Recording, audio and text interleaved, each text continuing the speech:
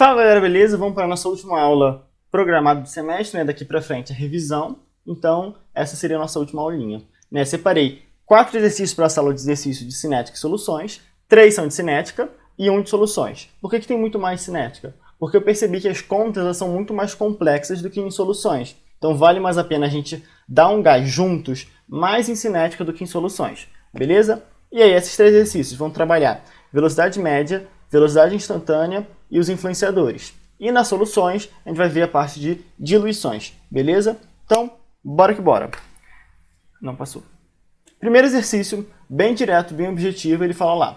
Quando o ferro metálico entra em contato com o ácido clorídrico, a temperatura constante reage rapidamente formando o gás hidrogênio, H2, como é indicado pela equação. Então, você tem o ferro metálico reagindo com o ácido, gerando gás hidrogênio. Mas aí ele já te deu a equação, então fica mais fácil. 2 ferros mais 6 ácidos dá 2FeSal3, que é o cloreto férrico, ou cloreto de ferro 3, porque tem 3 cloros, cada cloro é menos 1, então o NOx do ferro é mais 3, tá? Que aí é o NOx mais alto do ferro, que ele é mais 2 ou mais 3. E 3 gás hidrogênio, 3H2. Enunciado da questão, o comando. Sabendo-se que em 30 segundos de reação foram consumidos 12 mols de HCl, qual o número de mols do gás hidrogênio produzidos em 5 minutos? Bom, o que ele te deu aqui? Ele te deu o caminho para você descobrir a velocidade média, das reações. Por quê? Ele te deu o tempo de reação e o quanto que produziu do HCl. Com isso, você consegue descobrir a velocidade média do HCl, tá? Porque tudo bem que aqui não é concentração, mas serve para o número de mols, tá? Você vai ter o número de mols e o tempo. Então, você vai descobrir a velocidade média do HCl. Com isso em mente, você vai conseguir fazer pela estequiometria, descobrir qual que é a velocidade média do gás de hidrogênio. Sabendo a velocidade média do gás de hidrogênio, você vai matar a questão. Por quê? Olha só, ele quer saber qual é o número de mols de hidrogênio produzidos em 5 minutos. O que é velocidade para a química? Número de mols, concentração, pelo tempo. Eu tenho tempo, eu vou ter a velocidade. Vai faltar só o número de mols. Que aí é só você fazer o quê? Multiplicar a velocidade pelo tempo. Que nem quando você quer descobrir o espaço na física, você multiplica a velocidade pelo tempo. Aqui vai ser a mesma coisa. Só que aqui a gente não trabalha com espaço. A gente trabalha com número de mols. Tá bom? Então, bora lá. Não fui de novo. Tô ficando melhor no PowerPoint. Exatamente o que eu falei aqui agora. Primeiro a gente vai calcular a velocidade do HCl, depois do gás hidrogênio, multiplicar a velocidade do gás hidrogênio pelo tempo, tá? A equação aqui mais bonitinha e a estequiometria que eu falei para vocês. Velocidade média da reação é tanto, Ela vai ser igual a estequiometria de cada uma das velocidades médias. Do ferro sobre 2, porque é dividido pelo número estequiométrico, do HCl sobre 6, do cloreto sobre 2 e do hidrogênio sobre 3. Então, a gente vai calcular essa aqui, VmHCl, velocidade média do HCl, sobre 6, ela é igual à velocidade do hidrogênio, do gás do H2, sobre 3.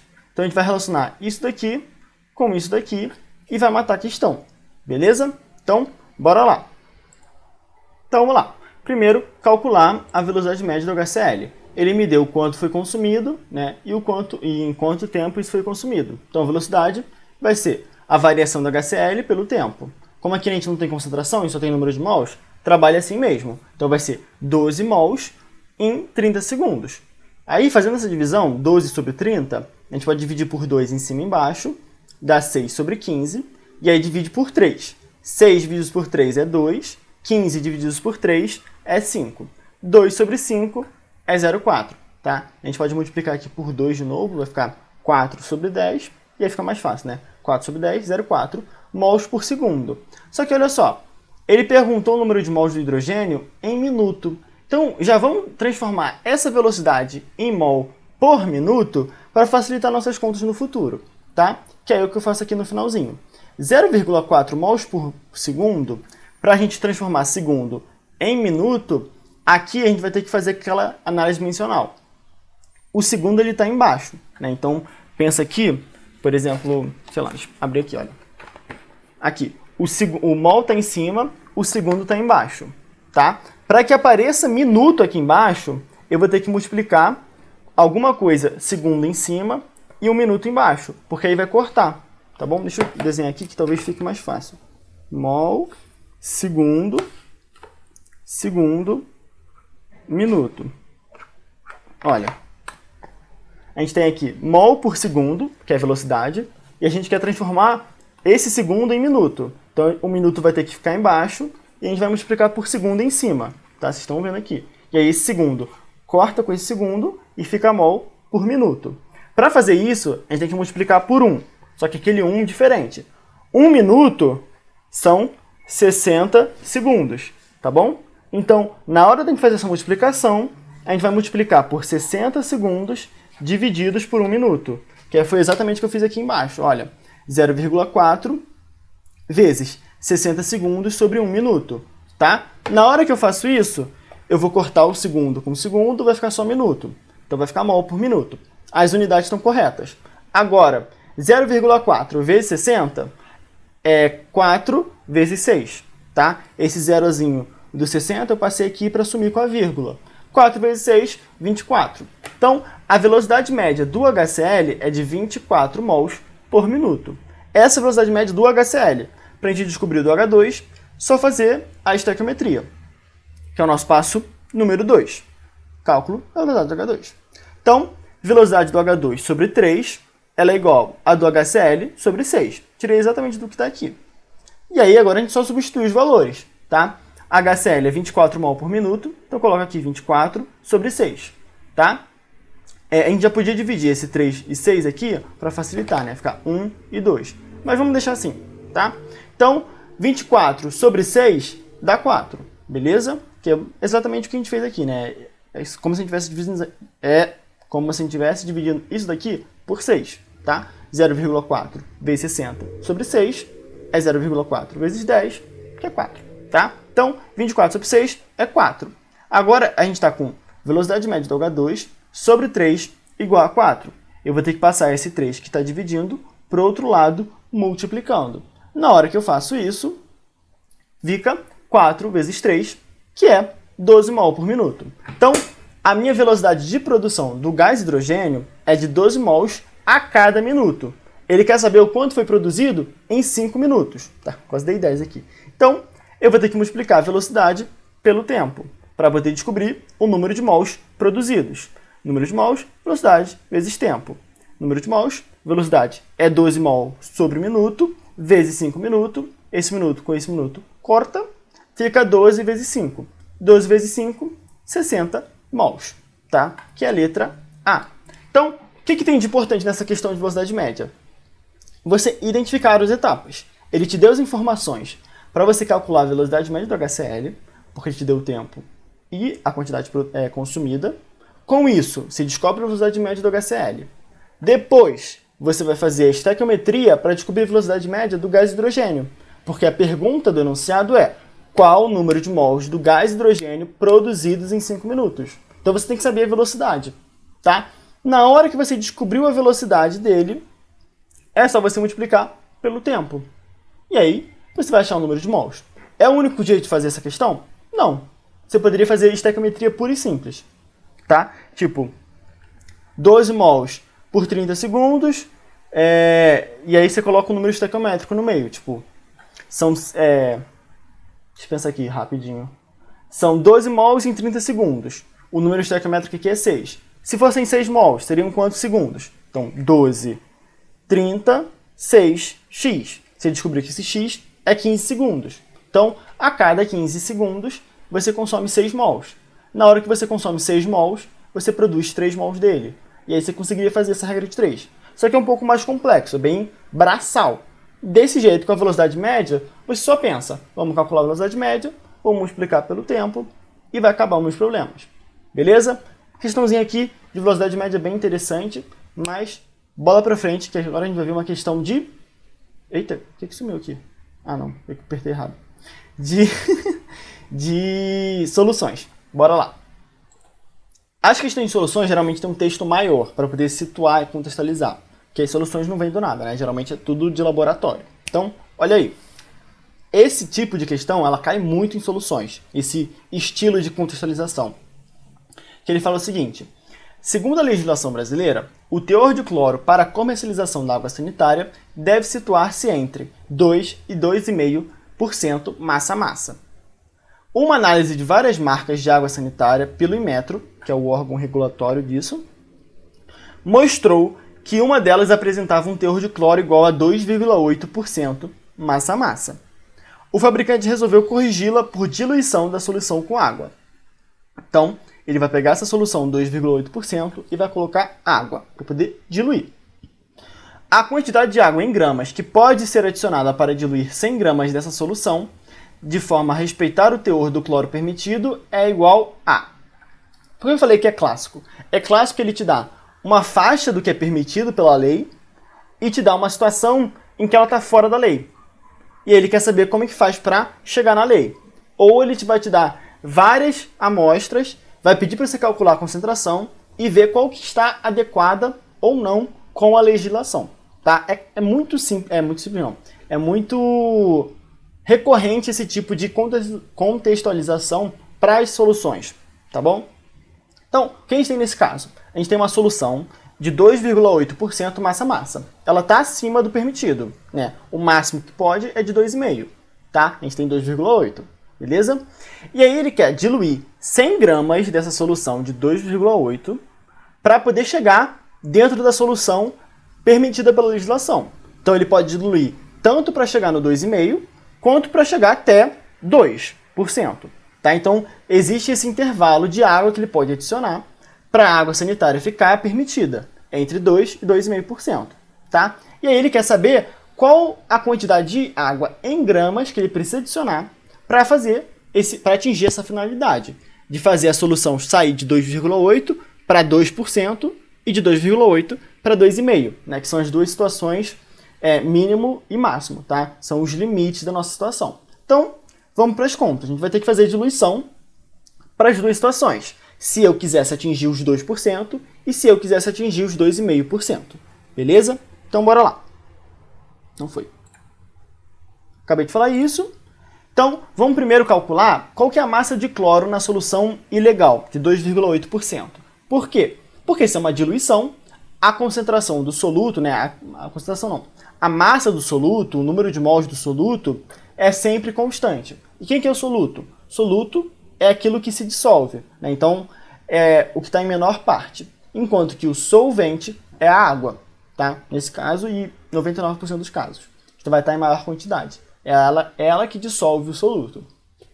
Então, quando você tem uma diluição, o soluto é constante e o volume aumenta, tá? Porque a concentração, ela é, de forma grosseira, soluto por volume, tá? E aí, se você aumenta o volume e mantém o soluto constante, a sua divisão diminui, tá bom? O valor final.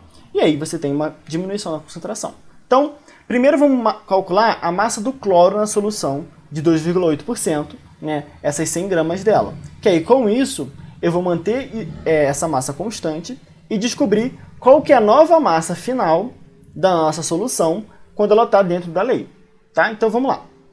Massa de cloro na solução ilegal, ela vai ser a massa do cloro, ela é a nossa concentração vezes a massa total, tá? Como é uma questão de massa-massa, fica um pouco diferente. Mas imagina que fosse molaridade, número de mols pelo volume.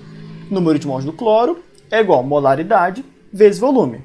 Exatamente a mesma coisa. Só que aqui a gente está trabalhando com massa, tá? Concentração massa-massa é a massa do cloro pela massa total.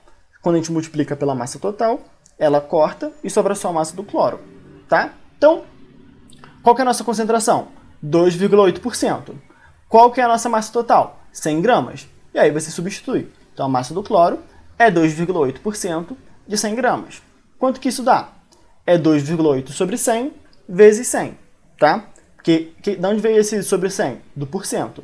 Sempre que você tem essa porcentagem, você está dividindo por 100. Só que aí você esconde dentro desse negócio aqui, desse símbolo. Beleza? Então, 2,8 sobre 100 vezes 100. Esse 100 corta com esse, né? Porque um está dividindo, o outro está multiplicando. 2,8 gramas da massa de cloro, tá? Então, é essa massa do cloro que vai permanecer constante até o final. A massa total vai aumentar, porque a gente vai adicionar água. E é exatamente isso que ele quer saber. o quanto de água precisa adicionar para poder atingir a legislação. Então vamos calcular para as duas situações, para do mínimo e do máximo, tá? Que aí isso vai me dar um intervalo de valores e aí eu vou ver qual que dessas alternativas está adequada. Então, primeiro para mínima, vamos lá. A nossa concentração mínima é a massa do cloro sobre a massa total mínima, que tem que dar 2%, tá? Na nossa situação mínima, o cloro ele equivale a 2% da massa total.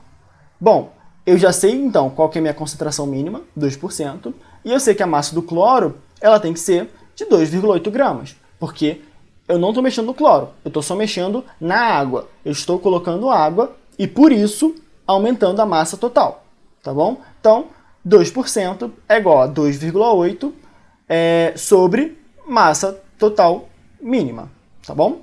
Fazendo essa conta, 2% é 2 sobre 100, e aí a gente tem que 2 sobre 100 é igual a 2,8 sobre massa total mínima. Para fazer aqui o rearranjo e colocar a massa total mínima do outro lado, a gente vai ter que passar esse 2 sobre 100 para cá, para a direita.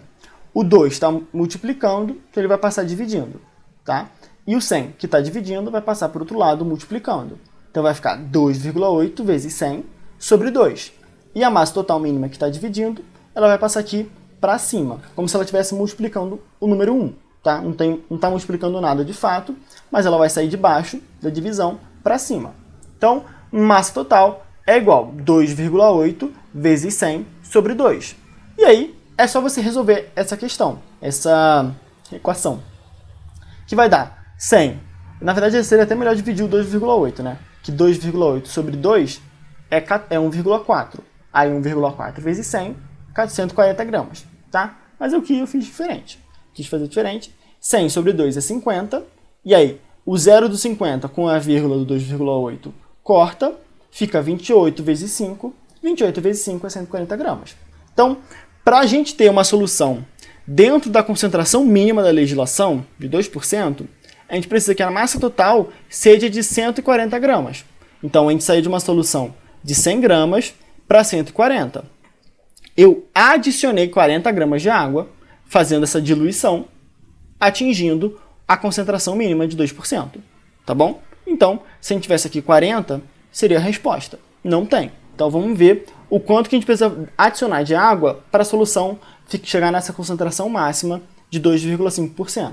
Né? Vai ser um número menor do que 40, porque o 2,8 está mais próximo do 2,5. Tá? Então, a gente precisa adicionar menos água para atingir o valor da legislação. Tá? Mas vai ser exatamente o mesmo esquema. Eu só vou trocar o 2% por 2,5. Tá? Então, concentração máxima é a massa do cloro pela massa total máxima, e aí substitui os valores. Concentração máxima é de 2,5%, massa do cloro 2,8%, e a gente quer descobrir essa massa total máxima. Fazendo as contas, 2,5 sobre 100 igual a 2,8 sobre a massa. Passa a massa para o outro lado, o 100 passa multiplicando e o 2,5 passa dividindo. Então, temos que a massa total máxima é igual a 2,8 vezes 100 divididos por 2,5. E aí, resolvendo essa questão, 2,8 vezes 100 é 280. 280 sobre 2,5 é meio chato, né? Porque tem essa vírgula. Então, vou multiplicar por 10 em cima e embaixo. Vai ficar 2.800 sobre 25. 2.800 é 28 sobre 100. Era mais fácil ter só multiplicado por 10 em cima e embaixo aqui em cima, né? Mas, na hora da conta, você nem sempre vai perceber essas coisas. Então, 28 vezes 100 sobre 25. Por que eu fiz isso? Porque 100 divididos por 25 dá 4. 4 bonitinho. Então, 100 sobre 25, 4. 4 vezes 28, igual a 112 gramas. Então, para a gente poder diluir a nossa solução inicial de 100 gramas e atingir o 2,5%, eu preciso ter uma massa final de 112 gramas. O que significa que eu adicionei 12 gramas, certo? Porque é a diferença. É exatamente o que eu vou fazer agora. Quantidade de água adicionada. É só você fazer a variação da massa total que você encontrou no final com o que você tinha no início. Você tinha no início 100 gramas da solução. Você adiciona a água e ela atinge a massa final de 140 ou de 112, né, dependendo da situação. Então, você tem no final que você adicionou ou 40 gramas para atingir o mínimo, ou 12 gramas para atingir a concentração máxima. Se olha as alternativas, não tem nem 40 nem 12. O que você faz? Ele não te perguntou qual que é exatamente a quantidade de água para atingir o mínimo ou o máximo. Ele perguntou, quanto de água que eu posso adicionar? Bom, você pode adicionar 40, você pode adicionar 12, mas também você pode adicionar qualquer coisa nesse intervalo. Se eu adicionar, por exemplo, 20 gramas, eu vou ficar dentro da legislação. Eu não vou ficar com 2% nem 2,5%, mas eu vou ficar com alguma concentração entre 2 e 2,5%, que é o que a legislação pede, tá? Então, a nossa resposta, ela tem que estar entre 2 e 40 gramas. Por sorte, a letra B é 20 gramas, que está entre 2 e 40. Poderia ter outra resposta? Poderia ser 30, poderia ser 17, poderia ser 12,1, 2, 3, 4, 5, 6, 7, 8, 9, 10. Desde que esteja entre 2 e 40 gramas, vale qualquer número. E aí, vai da banca da questão, né, colocar as alternativas de modo correto. Né? Eu não poderia ter 20 na B e 30 na C, porque aí eu teria duas respostas. Beleza? Então, quando ele te perguntou isso, quanto de água que pode ser adicionada, geralmente não vai ser um valor exato. Você vai descobrir um intervalo, então aqui entre 12 e 40, entre o mínimo e o máximo, e qualquer resposta nesse intervalo é correta. Tá? Se ele te perguntar o quanto eu preciso adicionar, e aí vai ser uma resposta exata.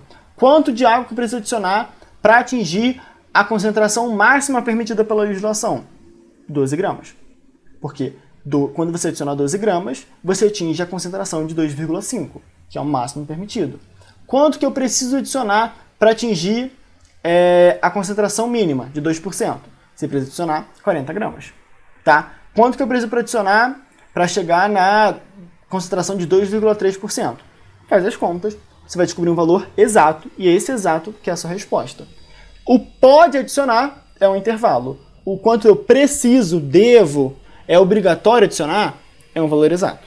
Tá? Quando tem essa questão mais aberta, pode, hipótese, essas coisas assim, intervalo. Né? E aí qualquer resposta serve. Quando é uma coisa mais obrigatória, pode, deve, é obrigatório, tem que ser um número exato. Beleza? Então, era essa questão de diluição que eu queria trazer para vocês, por essa questão do pode, deve, e porque diluição é legal de a gente fazer as contas, né? Uma questão bem diferentezinha. Beleza? Mas não cairia na FUVEST nem Enem, porque olha só, 4 alternativas. FUVEST e Enem tem 5. Então, bora voltar para cinética, que agora a gente vai ver a questão de velocidade instantânea. Então, vamos aqui com calma para ver passo a passo, direitinho, e não sobrar nenhuma dúvida. Beleza? Bom, questão de velocidade instantânea, sempre vai ter essa tabelinha. Eu comentei semana passada, e é essa tabela que eu estou mostrando para vocês agora, é o que geralmente vai aparecer para vocês. Tá? Minha gata está mexendo aqui no meu colo, então não me deixa quieto. E aí, tem uma contextualização bem rapidinha. A reação do relógio de iodo é bastante comum em feiras de ciências e em demonstrações didáticas. Nela, a ocorrência de várias reações que envolvem iodo e compostos, contendo enxofre em diversos estados de oxidação, leva à formação de uma coloração azul súbita, dependente da concentração dos reagentes. Então, ele está falando que tem uma reação do iodo com outras pessoas, incluindo alguns compostos com enxofre, e isso gera uma formação da cor azul. E isso tem a ver com o relógio de iodo, que é bonito, né, de ver em esfera de ciência, por causa dessa cor azul. Tá? Geralmente, quando tem cor, tem explosão, barulho, é legal da galera, do público interagir. Então, fala lá. Uma possibilidade de realização dessa reação usa persulfato, tiosulfato e iodeto. E o que diabos é persulfato e tiosulfato? Não interessa. Ele vai te dar. Porque é uma forma bem diferente de você dar o enxofre. Tá? Que é quando aqui o enxofre vai... Eu vou falar daqui a pouquinho. E nesse caso, uma das etapas é a reação entre o íon persulfato, olha aqui como é bem diferente, S2O8 com carga 2-, né? Que vem do ácido persulfônico, que é o H2S2O8. É como se você pegasse o H2SO4 e adicionasse mais um SO4, tá? É um ácido bem diferente, não precisa decorar, não precisa saber ele de cor, nem ele nem o tiosulfato, tá? Sempre que eles aparecerem, ele vai te dar a fórmula, beleza? Tá? Porque é realmente uma coisa bem extra. E o íon iodeto, isso tem que saber. que é o íon iodeto, vem do ácido iodídrico, que é o HI, que gera o íon iodeto I-, cuja velocidade de decomposição do persulfato foi determinada e encontra-se na tabela abaixo. Então, ele te deu aqui primeiro, no primeiro parágrafo, uma questão geral, e no segundo ele te deu o que acontece. Uma das etapas é a reação do persulfato com o iodeto. E aí a velocidade depende dessa tabela que ele te deu. Então a reação, não importa o número estequiométrico. Ele não te diz que é uma reação elementar. Se ele tivesse dito isso, você poderia utilizar. Tá? Como ele não te disse nada sobre a reação, você assume qualquer coisa. Você não precisa pensar sobre ela. Tá? Você só vai saber o quê? Que é o persulfato reagindo com o iodeto, e aí a velocidade da reação é dada pela tabela.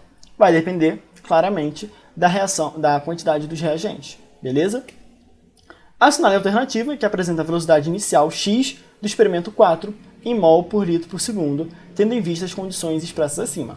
Então, é uma questão bem difícil, tá? Então não se preocupe que não vai aparecer uma coisa parecida no vestibular. No máximo ele perguntaria qual que é o coeficiente, né, aquele númerozinho, sei lá, do iodeto. Beleza? Então, aqui a gente tem algumas etapas.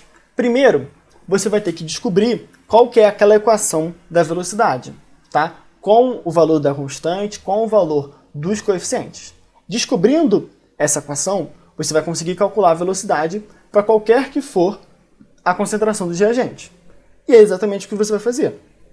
Na 4, ele te dá duas concentrações aleatórias, e aí com essa equação geral, você vai substituir os valores e vai descobrir qual que é a velocidade inicial do experimento 4. Tá? Então, primeira etapa, descobrir a equação da velocidade. Segunda etapa, aplicá-la na situação 4 para poder descobrir a resposta.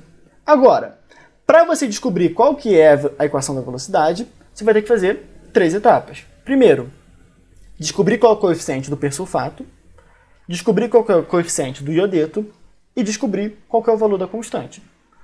Descobrindo essas 3 coisas, você vai descobrir a equação e vai conseguir resolver o resto. Tá? Então, bora lá. Primeiro, questão de velocidade instantânea. Para a gente descobrir os coeficientes, a gente vai ter que dividir os experimentos, tá? Para poder descobrir essa equaçãozinha aqui. Velocidade é igual a constante, reagente elevado a um coeficiente, vezes o outro reagente elevado a um outro coeficiente. Coloquei os coeficientes como x e y.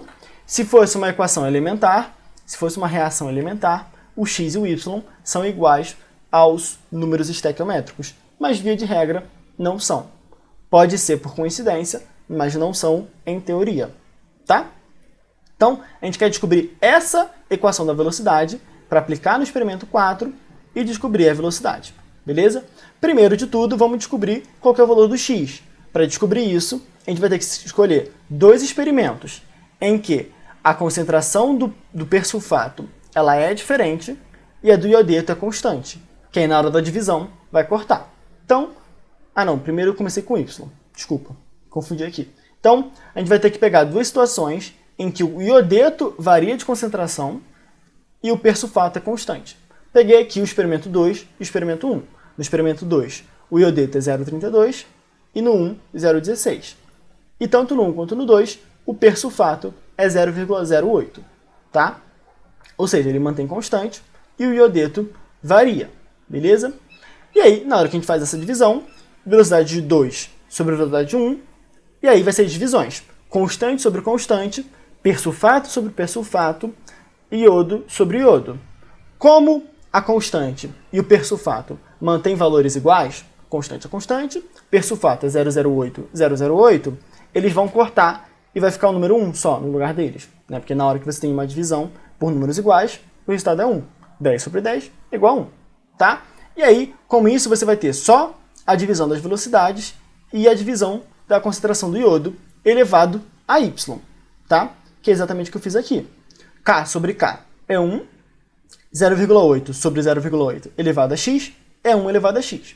Só que aí 1 elevado a qualquer número é 1, tá? As velocidades na 2 é 1,04, 1,024, desculpa, e na 1 é 0,512, tá? As concentrações do iodo é 0,32 e 0,16. 0,32 sobre 0,16 é 2. É 2, exatamente 2. Tá? Porque 16 vezes 2 é 32. Como os dois têm 0,32 e 0,16, são duas casas, fica igual. Tá? Se fosse, por exemplo, 3,2 sobre 0,16, daria 20. Tá? Porque as casas depois da vírgula são diferentes. Mas aqui é tudo igual. A gente pode até cortar esse 0 com esse 0 e fica 32 sobre 16. Tá? Porque são duas casas depois da vírgula, duas casas depois da vírgula. Então, 0,32 sobre 0,16 é 2. 2 elevado a y, que é o coeficiente do iodeto. Tá? E aí agora a gente só tem que resolver essa equação. 0,24 sobre 0,512, para nossa sorte, também é igual a 2. E aí vai ficar 2 igual a 2 elevado a y. 2 sozinho é 2 elevado a 1, porque qualquer número elevado a 1 é igual a qualquer número. 10 elevado a 1 é 10. 15 elevado a 1 é 15. Tá? E aí, 2 elevado a 1 igual a 2 elevado a y. Como as bases são iguais, pela aula de logaritmos, você sabe que os expoentes também tem que ser. Então, o y é igual a 1. Perfeito? Você poderia fazer isso olhando direto. Do experimento 1 para o 2, o persulfato é constante e o iodo dobra de 0,16 para 0,32. E a velocidade também dobra. Tá? Então, como você multiplicou por 2 aqui e 2 aqui, quer dizer que o coeficiente do iodeto é 1. Se você tivesse dobrado e aqui quadruplicado, quer dizer que o y seria 2. Tá? Que aí seria 2 do iodeto, né, que você multiplicou por 2, elevado a 2, multiplica por 4. Tá? Mas aqui, dobrou o iodo, dobrou a velocidade, o y é igual a 1. Beleza? Descobrimos o y. Agora, precisamos descobrir o x. Para fazer isso, mesmo esquema. Vou procurar uma situação na qual o iodo é constante e o persulfato varia. Para isso, a gente vai utilizar a 3 e a 1. Fazendo a 3 dividido pela 1, o persulfato sai de 0,08 para 0,32. E o iodo sai de 0,16 e permanece no 0,16. Então, são situações em que o iodo é constante e o persulfato varia. Tá? Então, 3 sobre 1 para descobrir o x. Beleza? Velocidade de 3 sobre velocidade do 1 é igual a constante sobre constante, persulfato sobre persulfato, elevado a x, iodo sobre iodo, elevado a y. Beleza? Na hora que você faz isso, a constante e o iodo somem, vira número 1, e vai ficar só a divisão das velocidades pela divisão do persulfato.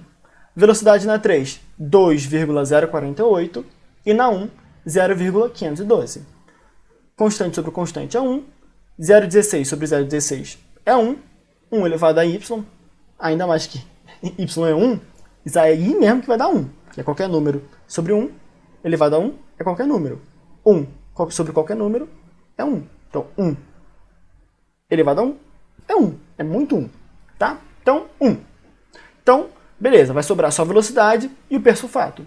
0,32 divididos por 0,08 dá 4. Olha de novo. Duas casas depois da vírgula, duas casas depois da vírgula. Então, é como se fosse 32 sobre 8. Pela tabuada, pela tabela do 8, a gente sabe que é vezes 4. Tá? 8 vezes 4, 32. Então, essa divisão vai dar 4. 4 elevado a x, que é o coeficiente do persulfato. Beleza? 2,048 sobre 0,512, para nossa sorte, é 4 também. Tá? E aí você faz na mãozinha mesmo, né? Tipo assim, você já sabe que 1,024 sobre 0,512 é 2. Olha, 2,048 é 20,48 e aqui é 10,24. Multiplica isso aqui por 2. 10,24 vezes 2, 20,48. Entendeu? Então você não precisa nem fazer a conta. Você olha aqui, 1,024 e 2,048. Isso aqui, 2,048, é 1,024 vezes 2. Tá? Então, já seria 4. Né? Porque seria 2 vezes essa divisãozinha aqui, que deu 2. Tá? Mas aí, qualquer coisa você faz na conta lá. 512 vezes 4, 2048. Tá? E aí, como as casas decimais são iguais, tem 3 e 3, é só você cortar, beleza? Então, 2,048 sobre 0,512 dá 4. Então, 4 é igual a 4x. Mesma situação, 4 sozinho é 4 elevado a 1, as bases são iguais, 1 é igual a x, x igual a 1, tá? Você pode ver isso aqui de novo. De 0,08 para o 0,32, multiplicou por 4. Do 0,512 para o 2,048, multiplicou por 4. Como você está mexendo com o mesmo fator, o x tem que ser igual a 1, tá? Se você tivesse multiplicado por 4 o persulfato e a velocidade multiplicou por 16, o coeficiente do persulfato seria 2, que 4 ao quadrado é 16. Beleza? Então, beleza. Você descobriu o coeficiente do persulfato e o coeficiente do iodeto. Falta agora só descobrir a constante e partir para o braço. Para você descobrir a constante, é só você escolher qualquer experimento e jogar os valores. Você já sabe o x e o y. Pelo experimento, você vai saber a velocidade e as concentrações. E vai sobrar só a constante. Eu sempre recomendo que você utilize o experimento com os menores valores, porque vai facilitar na hora de você elevar o expoente. Aqui, no caso, não influencia, né, porque o expoente é 1. Mas imagina que o y é 5 e o x é 10. Né? Então, vamos facilitar a nossa vida. Então, para isso, eu vou utilizar o experimento 1 para poder descobrir a constante, tá? Porque eles têm os menores valores. Então, 1 para descobrir a constante, velocidade constante, concentração do persulfato elevado a 1, que é o coeficiente dele, vezes o iodeto elevado a 1, que é o coeficiente dele, e aí vai dar a resposta. Velocidade na 1 é 0,512, constante é constante. O persulfato na 1 é 0,08, eita que travou, 0,08, e o iodeto é 0,16, 0,16. E aqui agora é só resolver essa questão. Jogar 0,08 vezes 0,16 dá 0,0128. Passa isso aqui para o outro lado para a constante ficar isolada. Constante igual 0,512 sobre 0,0128. E aí eu fiz na mão mesmo, porque não tem muito truque aqui. Você poderia multiplicar por 10.000, tá? Que ia ficar 5.120 em cima, divididos por 128. Aí você vai dividindo por 2, até dar um número mais agradável. Faz a divisão, constante é igual a 40. Então você já sabe a sua equação. A sua equação é velocidade igual constante, agora 40, vezes o persulfato elevado a 1, vezes o iodeto elevado a 1. Tá? Com a equação toda, a gente vai jogar na situação 4 e vai descobrir a velocidade. Tá bom? Então, na 4, quais são as situações? Nosso constante é 40, o persulfato é 0,16 e o iodeto é 0,4. Então, substitui as concentrações, 40 dá constante, 0,16 elevado a 1, né, o persulfato elevado a 1 é 0,16, vezes 0,4, que é o iodo, elevado a 1, 0,4. Então, a gente vai ter essa conta. Resolvendo essa conta, olha, 40 vezes 0,16 é 6,4, 6,4 vezes 0,4 é 2,56. Tá? Aqui na hora você faz a conta mesmo, porque não tem muito truque também não. Tá? E aí, a nossa velocidade na situação 4 é 2,56, letra C. Faz sentido que seja esse valor grande? Faz, porque ela apresenta um iodeto bem grande, 0,4, e o persulfato não é o maior de todos, né, porque tem o 0,32, mas é grande também, 0,16. Tá? Então faz sentido que ela tenha o maior valor de velocidade de todas. Tá? Mas entenderam? Essa é a questão. Ele te pediu a velocidade da situação 4. Para você descobrir a velocidade da 4, você tem que descobrir a equação geral da velocidade, que é essa questão em verde aqui. Para você descobrir o verde, você tem que descobrir cada uma das etapas. A constante, o expoente do reagente 1 e o expoente do reagente 2.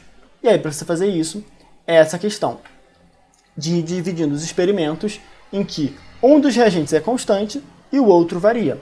Que aí você vai descobrir a expoente desse outro que está variando. Tá? E aí, vai resolvendo a questão bem nesse passo a passo, um pouco mais devagar, que aí ele é certeiro. Tá? Mas essa questão aqui, não se preocupem com ela, porque realmente é bem extensa, não seria cobrado para vocês nesse nível. Tá? No máximo ele pararia, sei lá, aqui, perguntando qual que é o coeficiente do iodeto. E aí você faz 2 sobre 1, descobre que o y é igual a 1, marca a resposta e vai para a próxima. Tá bom? Mas aqui é só para poder trabalhar esse passo a passo completo com vocês para ficar bem sedimentado, beleza? Vamos para o último exercício aqui, nos últimos minutos, que ele é bem simplesinho. Tá? Porque quando cinética aparece, geralmente é com os influenciadores da velocidade, que é concentração do reagente, catalisador, temperatura, energia de ativação, pressão e superfície de contato. Tá? São esses 6. Que aí é uma questão um pouco mais direta e um pouco teórica. Beleza? E aí o que essa questão vai dizer pra gente? Ela fala exatamente isso. A nanotecnologia pode ser caracterizada quando os compostos estão na ordem de milionésimos de milímetros. Muito pequeno. Como na utilização de nanomateriais catalíticos nos processos industriais. Sublinha, nanomaterial catalítico. Nanomaterial muito pequeno. Catalítico, esse nome vem de catalisador. Tá? O uso desses materiais aumenta a eficiência da produção. Sublinho de novo. Aumentar a eficiência geralmente é aumentar o rendimento ou a velocidade. Consome menos energia e gera menores quantidades de resíduos. É exatamente isso que a gente estava falando. O sucesso dessa aplicação tecnológica muitas vezes está relacionado ao aumento da velocidade da reação química envolvida, que a gente acabou de deduzir. Na hora que você sublinha e já meio que faz hipóteses, te ajuda na hora que você termina de ler o texto inteiro. Tá? Então é uma dicasinha aqui do Ian. Tá? E ele vai lá. O êxito da aplicação dessa tecnologia é por causa da realização de reações químicas que ocorrem em condições de alta pressão, alta temperatura, excesso de reagente, maior superfície de contato ou elevada energia de ativação. Vamos voltar lá. Qual que é a diferença nessa reação? Você está adicionando nanomateriais catalíticos que aumentam a velocidade da reação. Lembra que catalítico quer dizer catalisador? O que o catalisador faz? Ele aumenta a velocidade da sua reação. Por quê? Porque ele promove um novo caminho. Ele diminui a energia de ativação. Na hora que ele diminui a energia de ativação, ele aumenta a velocidade. Com isso, somente isso, com a definição de catalisador, você já tira a letra E, que fala de elevada energia de ativação. Porque se você tem uma elevada energia de ativação, você tem um entrave para a reação acontecer. Então ela vai ter uma velocidade menor. Tá? Lembrando que das 6, somente a energia de ativação ela é o contrário. Você tem que diminuir a energia de ativação para aumentar a velocidade. O resto aumenta a quantidade, você aumenta a velocidade. Tá? Alta pressão e alta temperatura aumenta a velocidade? Aumentam. Mas ele disse em algum momento que o nanomaterial catalítico aumenta a pressão ou a temperatura do sistema? Não fala. Então você não pode responder elas. Então deixa elas no cantinho. Excesso de reagente aumenta a velocidade? Aumenta. Porque quanto mais reagente tem, mais colisão tem, mais rápida é a reação. Só que ele falou alguma coisa de reagente aqui? Não, no máximo ele falou que gera a menor quantidade de resíduo, que é produto indesejado. Tá? Você quer produzir A e aí acaba que no processo produz B. Esse B é o resíduo. Então, a C não está no enunciado. Só sobra D, maior superfície de contato. Quanto maior a superfície de contato, realmente aumenta a velocidade. Mas isso tem a ver com o nanomaterial? Olha a primeira frase que ele fala. A nanotecnologia pode ser caracterizada quando os compostos estão na ordem de milionésimos de milímetros. Quanto menor é a coisa, maior é a superfície de contato. Lembra do chocolate? Quando a gente fazia a raspa é muito menor do que a barra inteira. E por isso, ela tem uma maior superfície de contato. Tá? Que é a areazinha que você libera para fazer a reação. Ou seja, sobrou a D pra gente. E a D está no enunciado. A D faz sentido, a D está correta. Tá? Que é o que eu vou falar aqui no slide, que é exatamente isso que está aqui. O nanomaterial ele é catalisador, aumenta a velocidade. Por quê? Eles são muito pequenos. Eles são nanomateriais. E eles aumentam a superfície de contato, porque eles são pequenos. Na hora que eles fazem isso, eles aumentam a velocidade, atuando como catalisadores, porque eles aumentaram a velocidade, e também porque eles diminuem a energia de ativação, que faz o aumento da velocidade. Tá? Então, tem duas explicações para o aumento da velocidade. A superfície de contato e a diminuição da energia de ativação.